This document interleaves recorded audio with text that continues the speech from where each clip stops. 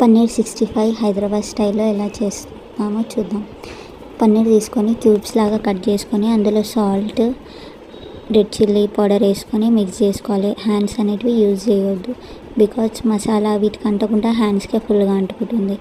And cornflour, మైదా వేసుకొని మంచిగా కలుపుకోండి. అది పౌడర్ అలానే ఉంటే ఒక టేబుల్ స్పూన్ ఆఫ్ వాటర్ పోసుకొని మళ్ళీ కలుపుకోండి. మంచిగా మిక్స్ చేసుకోండి అండ్ దాన్ని పక్కన పెట్టుకొని ఆయిల్ హీట్ చేసుకొని అందులో డీప్ ఫ్రై చేసుకోండి.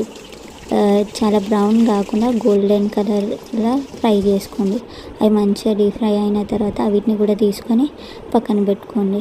అండ్ కర్డ్ తీసుకోండి. కర్డ్ అనేది పుల్లగా ఉండొద్దు, స్వీట్గా ఉండాలి. అందులో కార్న్ఫ్లోర్ కలుపుకొని పక్కన పెట్టేసుకోండి. అది కూడా ప్యాన్ హీట్ చేసుకొని ఆయిల్ పోసుకొని అందులో onion, green chilli, curry leaves వీటిని కూడా మంచిగా వేయించుకోండి, మంచిగా వేయేదాకా.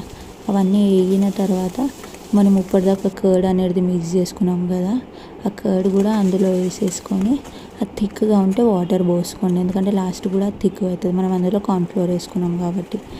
అండ్ మసాలాస్ అనేటివి salt, red chilli, coriander powder, jeera powder, black pepper powder ఇవన్నీ వేసుకొని మంచిగా మగ్గించుకోండి. అదంతా మగ్గిన తర్వాత అండ్ లాస్ట్కి మనం ఫ్రై చేసుకుని వేసుకుంటే hot crispy soft paneer 65 Hyderabad style.